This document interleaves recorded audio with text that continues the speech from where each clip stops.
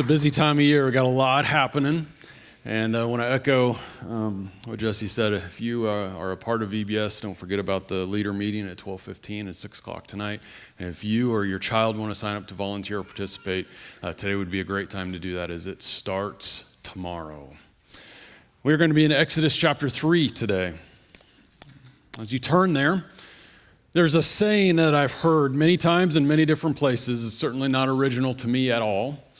The phrase is this: that we each have about as much of God as we want.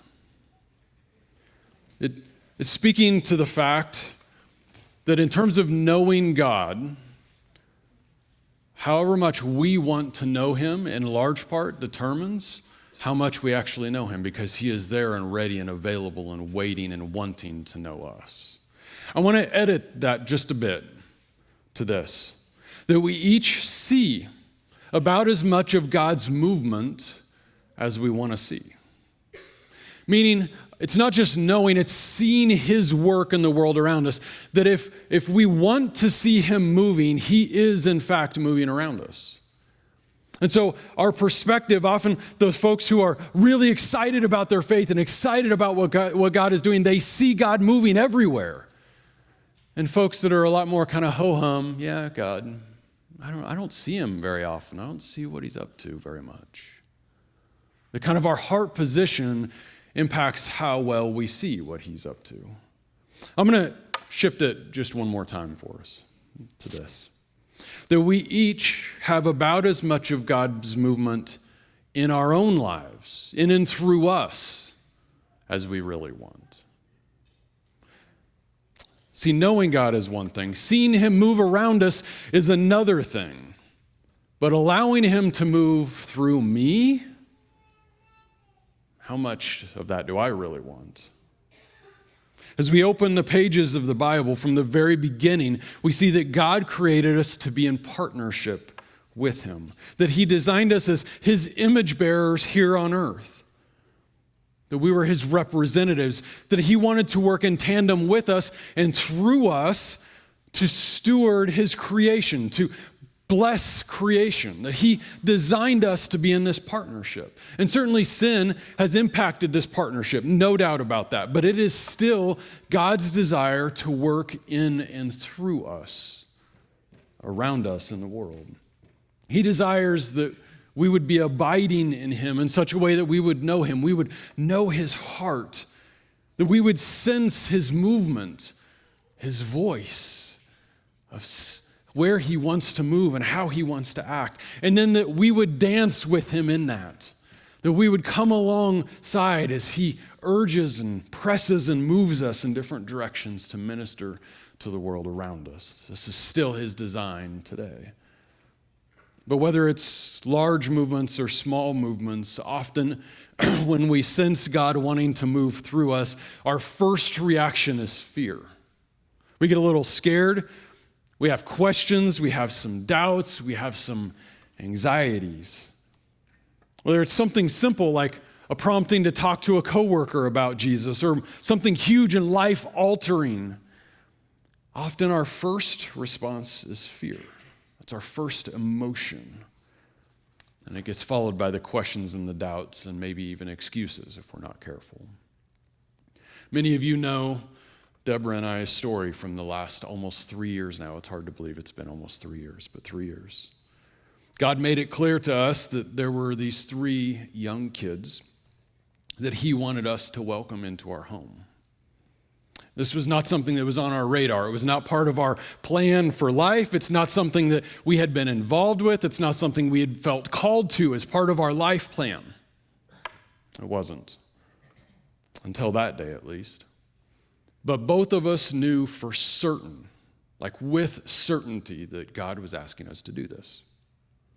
And we knew with certainty what the right answer was. That the answer of obedience was to say yes, and the answer of disobedience and rebellion was to say no. We knew this. That didn't make it easy, though. We had lots of fears. We had lots of questions, lots of concerns, reservations. We had all kinds of imaginations of the implications on our life of what this would change and how everything would be different moving forward. And trust me, there was a temptation to say, no, thank you. Yet, we couldn't get past what we knew was obedience, what we knew was true, what God was asking of us. And as most of you know, today we've adopted 2 of those kids. Their older sister is still close with our family. And I can tell you that whole process was a bit scary. It was a bit difficult. There have been some things along the way, right? But it has been amazing. The blessing it has been to welcome these 2 into our family. The blessing it's been to our family itself. How it has grown all of us in so many ways we never would have grown without God saying, hey, I need you to do this. This is the same kind of intersection that we find Moses at today as we open the pages of chapter 3. This place of being asked to do something that we have a lot of fear about, that we're not quite sure about. And as we open chapter 3, I want us to do something that may seem a little counterintuitive and maybe even feel a bit inappropriate to some of us. Okay? I would guess for most of us right now, in our mental, in our kind of categories of life, we have Moses up on this shelf of biblical superheroes, right? And if you know Moses' story, he is absolutely a biblical superhero. But for a second, I want you to take him off that shelf, and I want you to put him on the normal average Joe shelf, right beside yourself. The same shelf you put yourself on. Just a normal person, like you and me. Because as we enter chapter 3, Moses hasn't read the rest of the Bible. He doesn't know what's about to happen. He doesn't know he's a superhero yet. He just knows he's a shepherd in some far-off corner of the world called Midian. He's been there for 40 years. His story is certainly unique. I mean, Moses' upbringing and everything that we read last week is unique. I mean, he was born to Hebrew parents in the midst of a genocide. He was floated down a river in an ark. He was adopted by Pharaoh's daughter and raised as an Egyptian royal. He only then at age 40 went on to commit murder and had to flee, and has now spent 40 years in the Middle East as a shepherd. He met his wife and her family while there, and that's who he's shepherding for. But I picture an average Tuesday for Moses, just a normal day of the week, watching over his father-in-law's sheep out in the wilderness somewhere. You know, probably a little bored, because this kind of like Monday was. Maybe he's kicking rocks, his imagination doing whatever. Maybe he's found some animal he's chasing around playing with or trying to catch for lunch. Keeping his eye out for danger, trying to think where would be the next place for me to lead them, where there's water or lush pasture, but really just a lot of sheep tending, normal stuff. And that's where we actually find him in chapter 3. See, it says that Moses was shepherding the flock of his father-in-law Jethro, the priest of Midian. And he led the flock to the far side of the desert and came to the mountain of God called Horeb. The angel of the Lord appeared to him in a flame of fire from within a bush. He looked, and the bush was ablaze with fire, but it was not being consumed. And so Moses thought, I'll turn aside to see this amazing sight. Why does the bush not burn up? Seems like a legitimate question. When the Lord saw that Moses had turned aside to look, he called to him from within the bush and said, Moses, Moses. And Moses said, here I am. So we're at Mount Horeb, also in the Bible called Mount Sinai, the mountain of God, it tells us. And he encounters an angel. I picture off to the side, kind of out of the view, or out of the main kind of path of where he was. Off to the side, there's this bush. And from within this bush that's on fire but not burning up, there is an angel that he can clearly see. This is not normal. This gets Moses' attention. I would assume in the middle of the boredom of shepherding sheep another day, this would be quite noteworthy. I've often thought to myself, if God used something as miraculous as this, he'd have my attention too. I would listen a lot better if he would send a burning bush into my life. But this isn't how God usually works. This is a supernatural, unique event that God had a purpose for, to gain Moses' attention. Does he have our attention? Would you notice God without a burning bush? I know I overlook him often. How attuned, how attentive are we to God? Moses sees this unique thing and he goes over out of curiosity to investigate. I ask myself, how curious am I to find God? He goes to the bush and God speaks out of the bush. And Moses' response is one of eagerness, one of availability. God, here I am. How eager are we to hear from God? Sometimes we're quite eager until we actually hear what he has to say, and then we're not so eager anymore. But I wanted to hear from God, but now that I have, And so if God were to call out to you, would you respond with excitement and eagerness, or would you respond with a little bit of fear and trepidation? God, here I am, I think. He continues. God says, do not approach any closer. Take your sandals off, for the place where you're standing is holy ground. He added, I am the God of your father, the God of Abraham, the God of Isaac, the God of Jacob. And then Moses hid his face because he was afraid to look at God.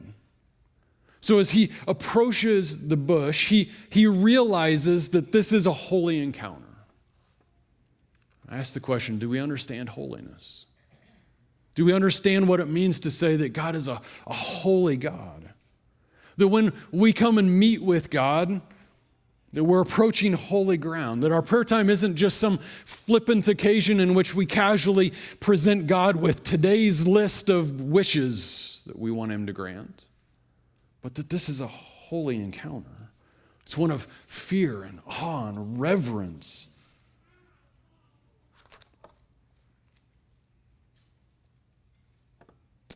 God said, I have surely seen the affliction of my people who are in Egypt. I have heard their cry because of their taskmasters, and I know their sorrows.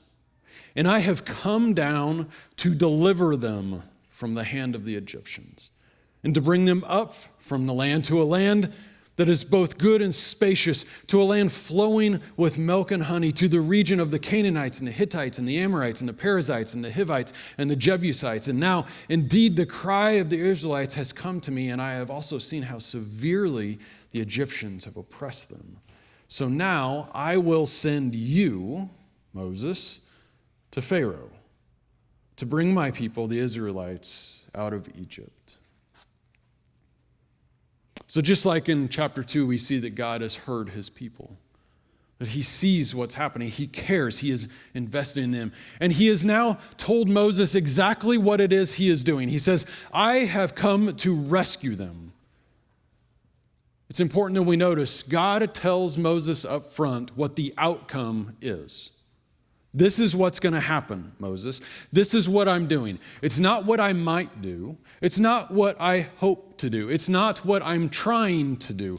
This is what's going to happen. Moses, you can have confidence in that. And by the way, Moses, I'm doing it through you. So Moses doesn't get to just be a spectator and just to see from a distance whatever it is God might be doing. God is being clear that this is what I'm doing and I'm sending you to do it. That I'm partnering with you, Moses, in this. Just like God designed from the beginning, remember? He'd work with and through us in this world. Exactly what he wants to do with you and I. He says, I am rescuing them through you, Moses. And Moses said to God, who am I that I should go to Pharaoh, or that I should bring the Israelites out of Egypt? He replied, surely I will be with you. This is God's reply. Surely I will be with you. And this will be the sign to you that I have sent you. when you bring the people out of Egypt, and you and they will serve God at this very mountain. So notice, Moses has this question. It's a question that we all tend to have. God, why me? Who am I? Of all the people you could use to do this thing, God, why me? I mean, look around at all these people that are way better than me. They're way more holier than me. They're way more better at this gift or that gift or whatever it is. God, look at all these folks you have to choose from. Why me? And surely you're making a mistake, God, by choosing me. I'm not your best choice. And God's response is interesting. God's solution to Moses' posed problem is to say, I will be with you. So, Moses, you have doubts about yourself. You have doubts about your own ability. Guess what? I will be there with you. So I chose you, faults and all, knowing I was going to be there with you. This sounds a lot like our Great Commission in the New Testament. Those of you who know your New Testament, Matthew 28. The commission for the church is this, that all authority in heaven and earth has been given to me. Therefore, go and make disciples of all nations, baptizing them in the name of the Father, the Son, and the Holy Spirit, teaching them to obey everything I have commanded you. And remember, I am with you always to the end of the age. So those of us that hear that commission and think, God, surely you don't mean me. I can't do this. Look at all these other people that are better disciple makers than me. God says, no, no, no.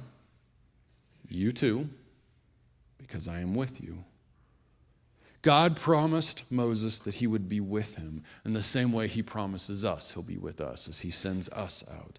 God's answer to your questions of why he would choose you is because he's with you.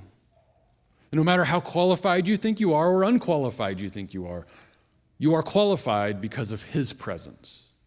That's what makes you qualified. His presence with you. And it's interesting, God also gives him a sign of assurance that's meant to assure Moses that this is actually me, God, talking and telling you these things.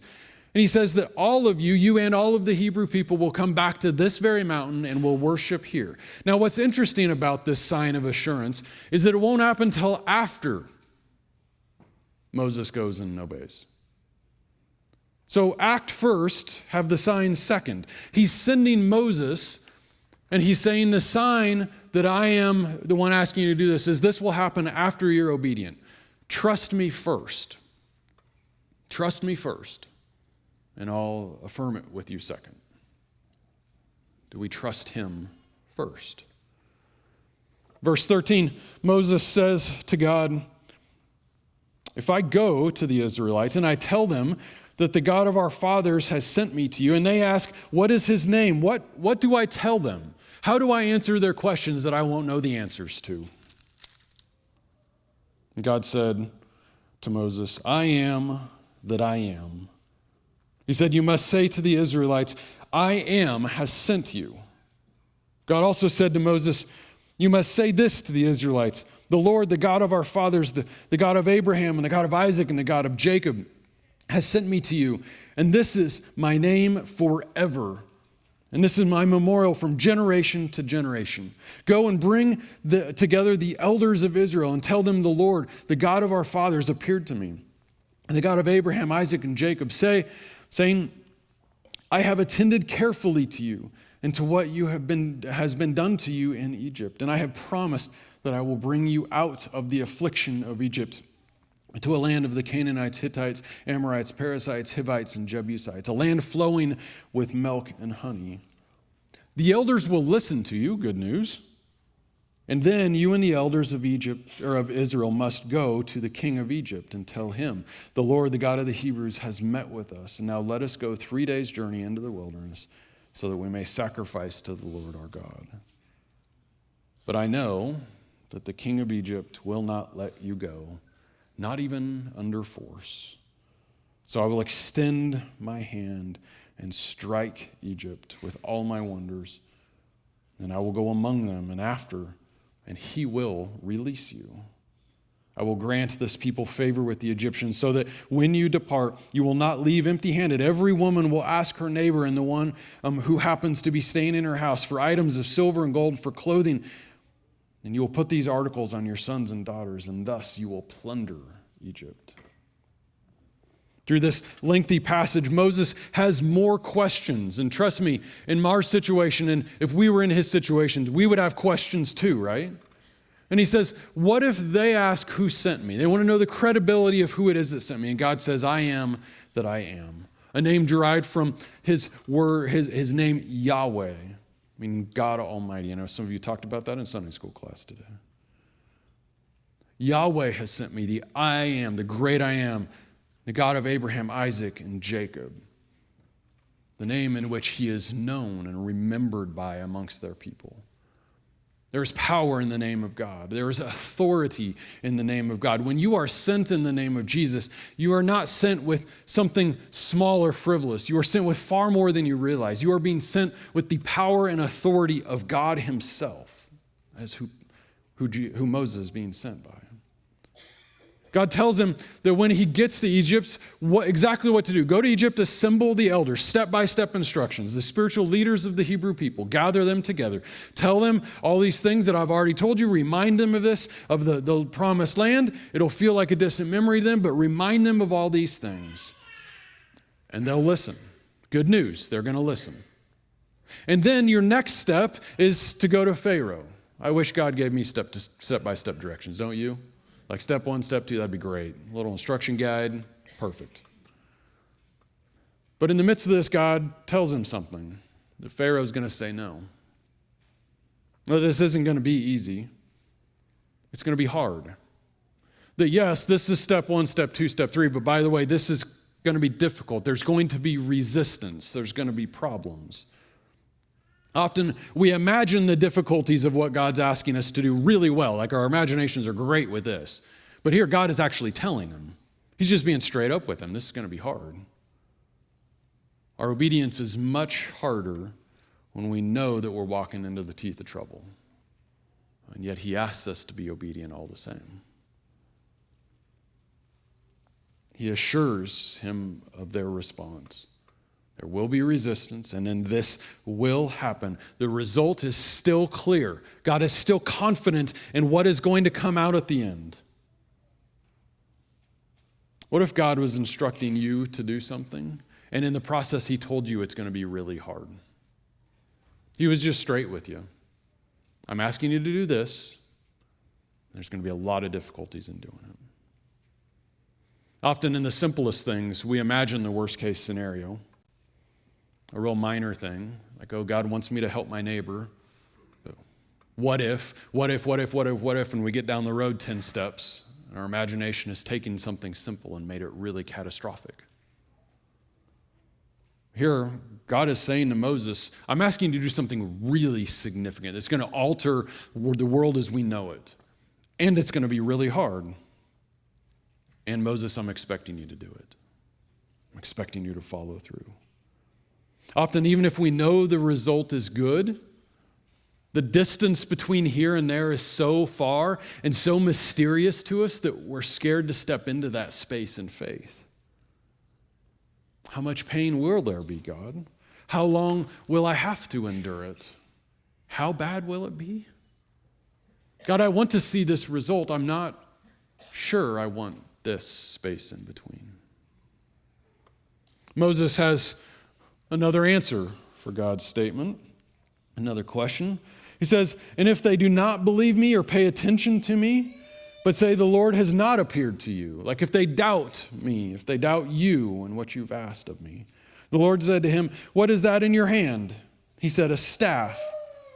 The Lord said, throw it on the ground. And so he throws it to the ground, and it became a snake. And Moses ran from it, as all smart people do with snakes. But the Lord said to Moses, put out your hand and grab it by the tail. So he put out his hand and caught it, and it became a staff in his hand. That they may believe that the Lord, the God of their fathers, the God of Abraham and Isaac and Jacob, has appeared to you. The Lord said to him also, put your hand inside your robe. So he put his hand inside his robe, and then he brought it out, and there was his hand leprous like snow. And he put his hand back in his robe, and when he pulled it out, brought back out from his robe, there it was restored like the rest of his skin. If they do not believe you or pay attention to the former sign, then they may believe the latter, the second one. Or if they do not believe even those two signs and listen to you, then take some water from the Nile and pour it out on the dry ground, and the water from the Nile will become blood on the dry ground. Can you sense Moses' fear? Can you sense his hesitation, his reservations about all of this? God says, first, here's a sign of what will happen afterwards. And that wasn't enough for Moses. In Scripture, God uses miracles quite often, but let's be clear, miracles, their purpose is not to be some sideshow to attract doubters or unbelievers like you might at a carnival or something. Instead, miracles are almost always used as a way of affirming someone who believes to take another step of faith, to boost and encourage their faith. Moses already had his staff. God used it as a sign to encourage Moses and as a sign to the Hebrew people.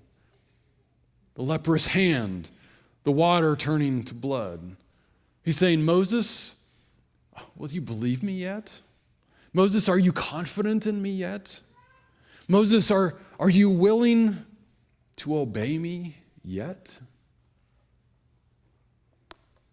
And Moses said to the Lord, "Oh, my Lord, I'm not an eloquent man, neither in the past nor since you have spoken to your servant, for I am slow of speech and slow of tongue." And the Lord said to him, "Who gave a mouth to man? And who makes a person mute or deaf or seeing or blind? Is it I, the Lord? So now go, and I will be with your mouth, and I will teach you what to say." Have you ever heard this one? I can't do that because I don't know what to say. Anyone ever heard that one before? Anyone ever said that one before? Yeah. Just like Moses. He now has excuses, not just questions, but now excuses as to why he can't go. God, you can't send me because I'm just not a good enough speaker. And God has an answer for this one, of course, too. He says, you don't have to be, because I'm with your mouth, too. And not only am I with your mouth, I'm with their ears. I'm with their eyes. Moses, will you trust me yet? Often our excuses are out of desperation, when we feel like we've run out of legitimate reasons why we can't or won't obey. And again, God is saying, I am with you. God is with you and will teach you what to say when he asks you to go and to do something. That should bring us all great encouragement. Maybe not by dictation of him, like whispering or thundering from heaven in our ear and we just repeat what he says, but he does instruct us. He doesn't teach us. He teaches us if we are prepared, if we are seeking after him, both prior to this moment and in that moment of abiding in him and the Spirit's leading, he will teach us what to say. God is big enough to speak for even you. He can handle it.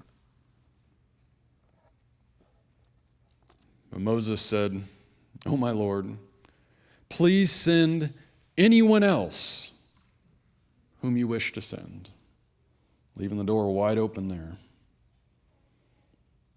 And then the Lord became angry with Moses. He said, "What about your brother Aaron the Levite? I know that he can speak very well. Moreover, he's coming to meet you." That's ironic. "And when he sees you, he will be glad in his heart.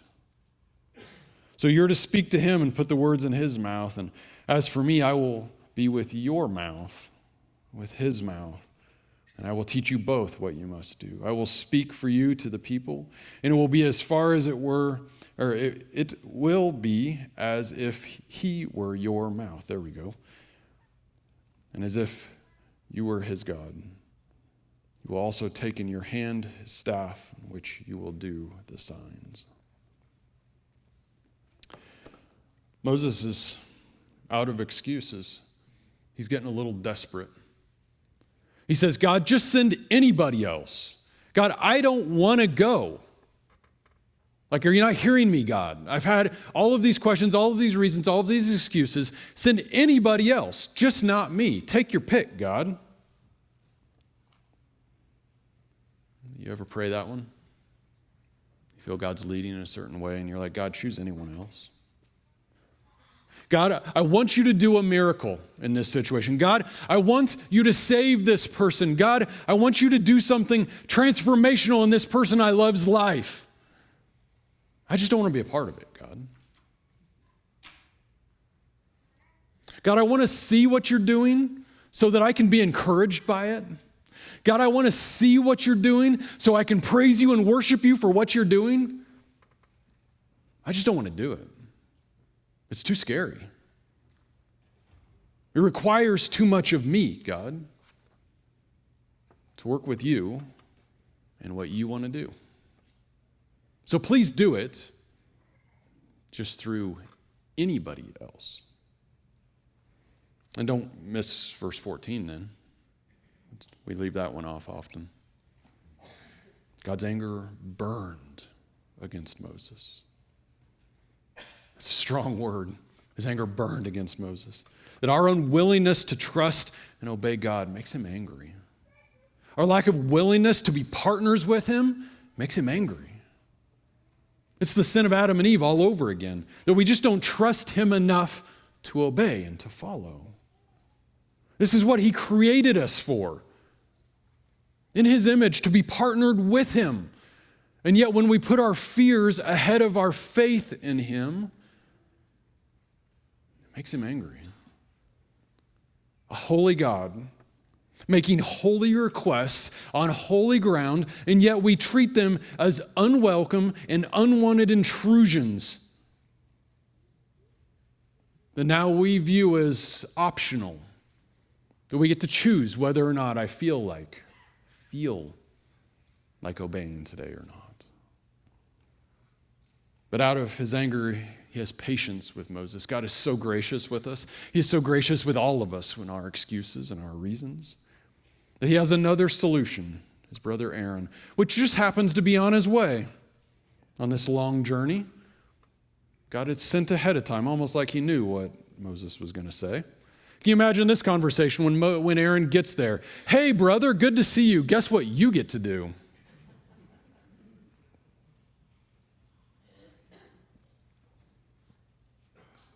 God has a plan.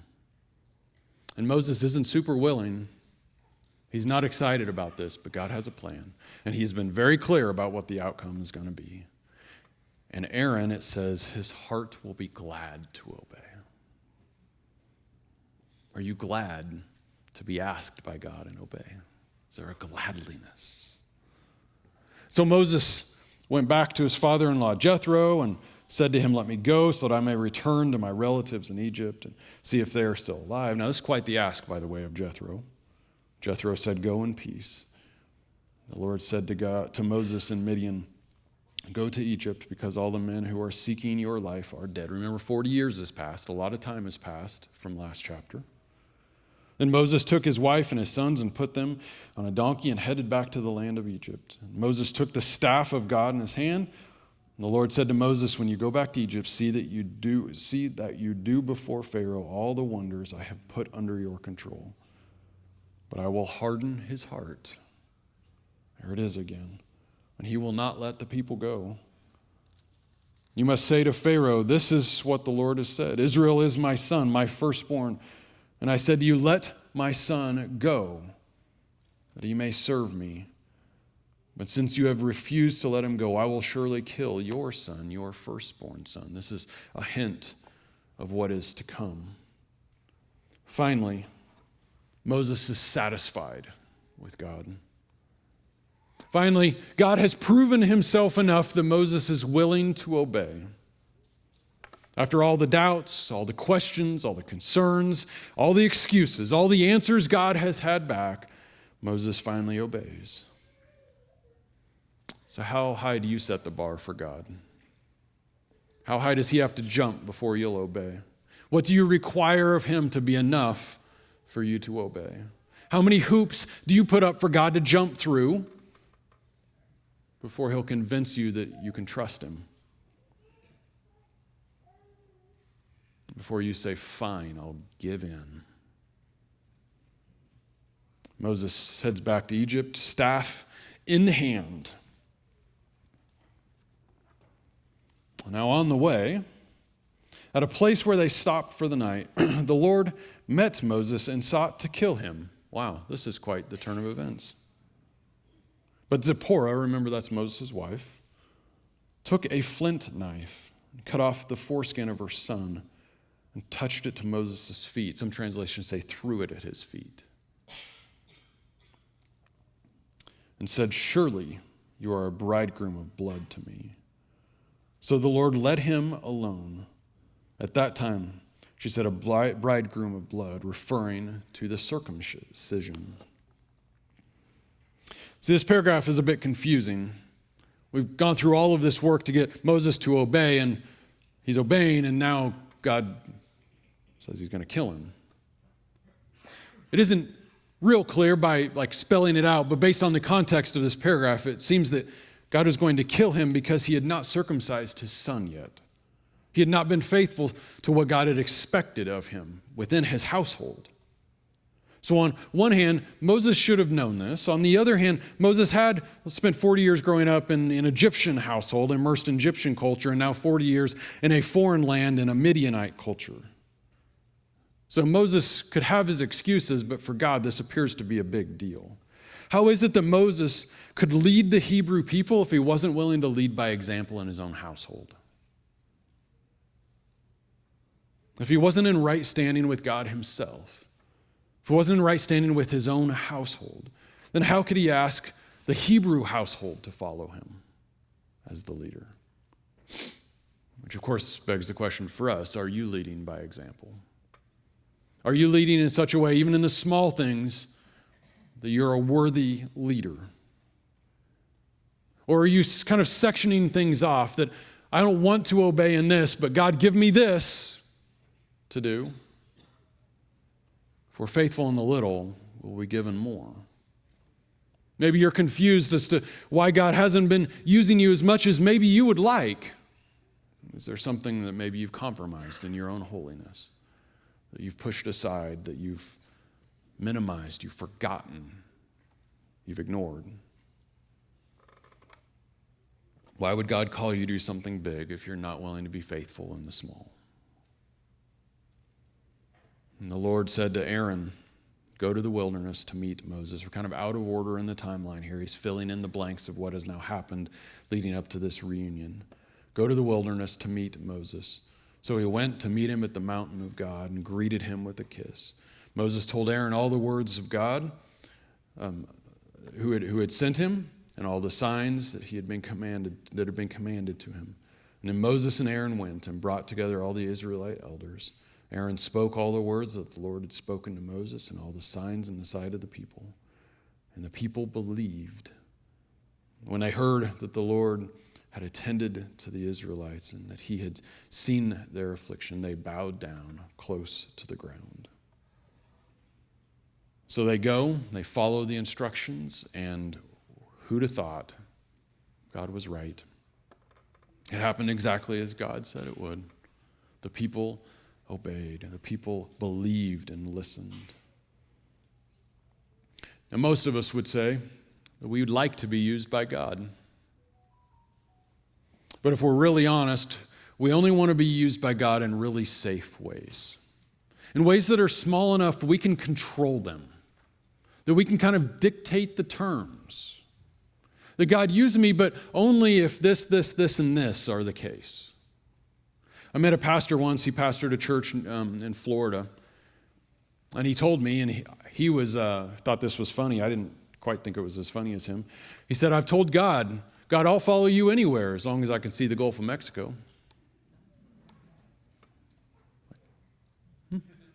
Okay. So that's how big your trust is right there. Visual of the Gulf of Mexico.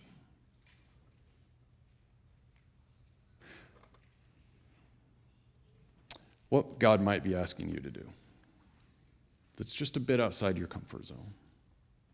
And I'm sure, by the way, as you're thinking of those things, you have your questions, you have your doubts, you have your fears. And can I just say it's okay?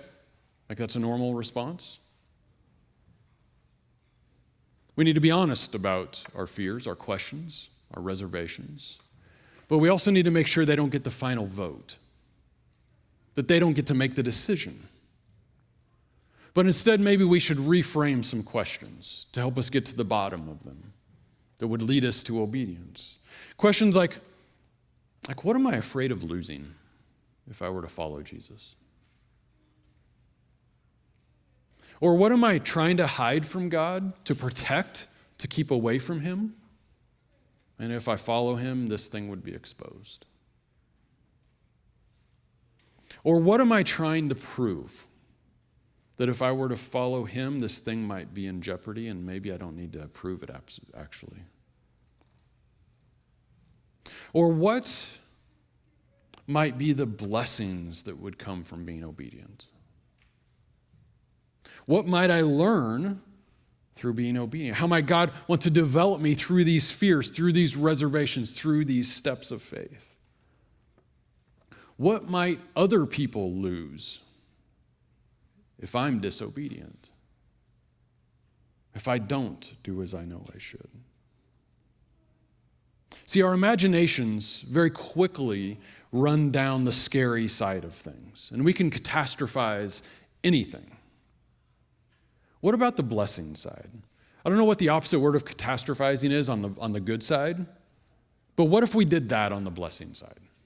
That our imagination said, God's asking me to do this. What if? And our imagination just exploded with these amazing blessings that happened if I did this thing. What if that? We are good at asking the question, what if this goes poorly? But what about the question, what if it goes well? See, I'd anticipate in a room like this that a number of us got some things that we've been talking to God about. We've been having some negotiations.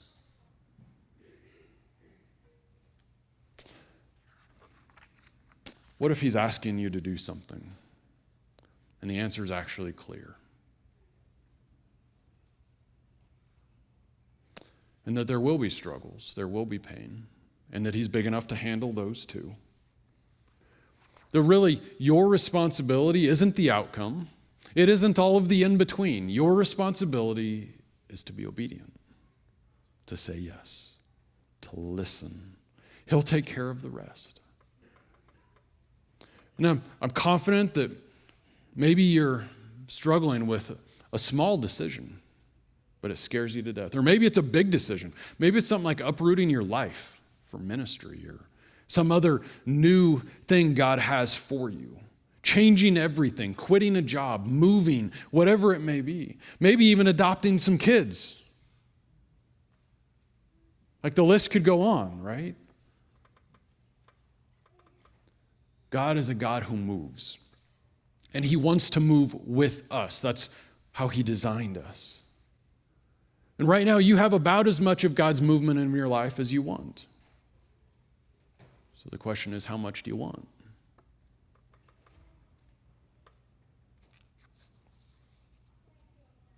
We all love the superhero story. We all love the idea of Moses on this shelf that's just, wow. And we forget that there was a journey to get there.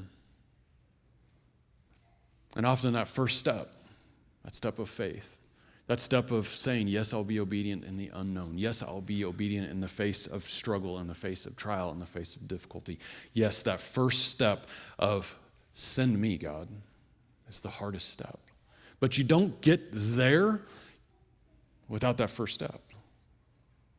We love the celebrities, the superheroes, the whomever it is that have done these great things. And we forget they didn't just appear there. And in our faith journey, if we want God to use us in significant ways, if we want to see great movements of His power in our community, great transformation, He wants to do it through us. Are you willing to say yes? Are you willing to say, God, here I am, send me? Would you pray with me, please? God, it amazes me every time I think about it, that you want to work through us. That you desire to just use us average Joes down here. But God, that is how you design it, and it is astoundingly beautiful. God, I pray that we would have the courage, we'd have the faith to say yes. God, I pray for everyone right now who is wrestling with you, who's having that negotiation over something. Would you quiet their hearts? Would you find some way to show yourself to them, just like you did Moses, so that they'll say yes? God, I pray this for me too.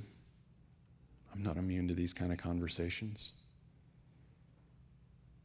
And yet, just like in my life, I've seen the hand of your blessing in so many ways. I pray that each of us would see that. Each of us would be looking not just for you and your movement, but for the blessings you've poured down on us and others, and that would encourage us as well. So, Father, make our hearts tender to you, so we'll trust you and we will obey you. God, we thank you for this great privilege. As hard and scary as it is, we thank you for this great privilege of being your people, being your hands and your feet. And God, we ask this in Jesus' holy name.